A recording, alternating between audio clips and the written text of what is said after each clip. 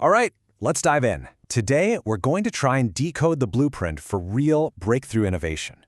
Drawing on the fantastic work of Dr. Kartikeya Bholar, we're going to explore why discovery isn't something you buy, but something you build, right into the cultural DNA of your organization. So here's a question that probably keeps a lot of leaders up at night. You pour massive resources, you hire the best talent, you dedicate so much time to innovation, and yet the results are often, well, a little underwhelming, right? Why is there this huge gap between wanting to innovate and actually being able to do it? Dr. Bholar just hits the nail on the head with this one. He calls it a maddening disconnect, and isn't that the perfect way to put it?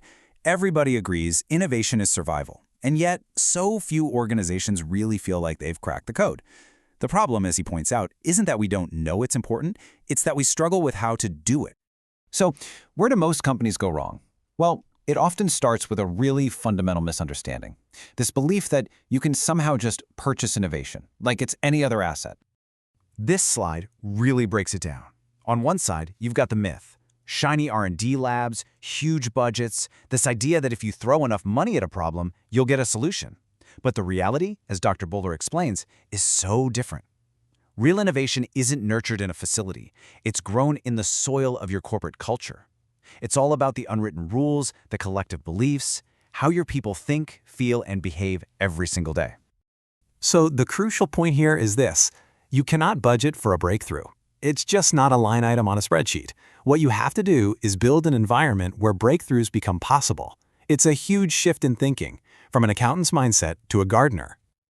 Okay, so if an environment is the answer, what does that actually look like?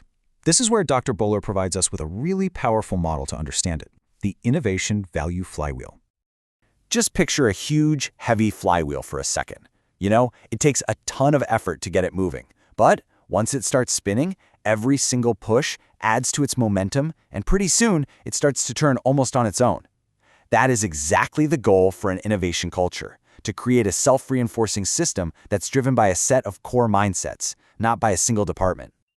So what's that first big push that gets the flywheel moving? It's visionary thinking. This is all about the ability to imagine a different future, to ask what if instead of just accepting what is. It provides that initial spark, that direction, because without a vision of something better, that flywheel never even gets its first turn. But look, a vision is completely useless if it just stays rattling around in your head. That's why the flywheel needs the next component, an action orientation. This is a deep-seated bias for doing, for building things, for trying stuff, for tinkering, instead of getting trapped in endless planning meetings. This is the force that turns that visionary energy into actual, tangible momentum. Now, as you're taking action, things are going to go wrong. Experiments will fail. That's just part of the process. To keep that flywheel spinning through the inevitable friction and setbacks, the culture has to have a growth mentality. This is the core belief that failure isn't a dead end. It's just data. It's that relentless drive to learn from what happened, adapt, and improve. And finally, what keeps this whole thing grounded? What ensures it's not just spinning for the sake of spinning? That's the fourth piece, problem fixation. This is a deep, persistent obsession with truly understanding a customer's pain or a market's difficulty. It's like the gravitational center for the flywheel, making sure all that energy creates real, meaningful value.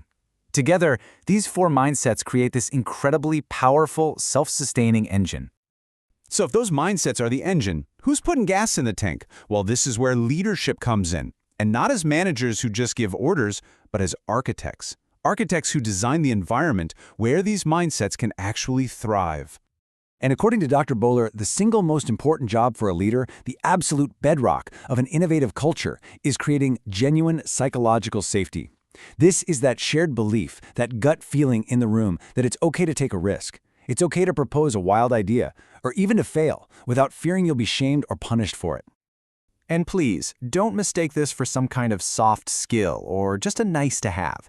This is a hard performance multiplier. I mean, look at Google's extensive research, their Project Aristotle. They found psychological safety was the #1 differentiator of their most successful, highest performing teams. It's that simple.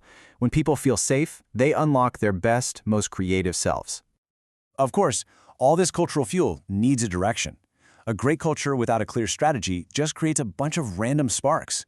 Leadership has to provide a destination by asking these tough, clarifying questions. This focuses the energy of that flywheel on creating lasting value, not just novelty for its own sake. Okay, this all sounds great in theory, but how does a leader actually start building this? Where do you even begin? Dr. Bolar suggests the first steps are surprisingly pragmatic and, well, personal. It really begins with you. First, make a personal vow of curiosity, a real commitment to always be learning. Second, actively build a diverse network to expose yourself to new, sometimes challenging perspectives. But honestly, the most important part, you have to model the behavior. When a leader experiments openly and, crucially, learns just as openly from the things that don't work out, it sends the most powerful message possible. This is a place where it is safe to try. Ultimately, when you boil it all down, this is the core takeaway from Dr. Bolar's work. True innovation isn't a magical event. It's not a lightning strike. It is the output of a system that you, as a leader, have the power and the responsibility to design, to nurture, and to protect with courage. So, we'll leave you with this question to think about. Take a good, honest look at your own organization. Is your culture a self-reinforcing engine for discovery, a flywheel, or is it an obstacle course of fear and bureaucracy? According to Dr. Bolar's work, the answer to that question will likely determine your future.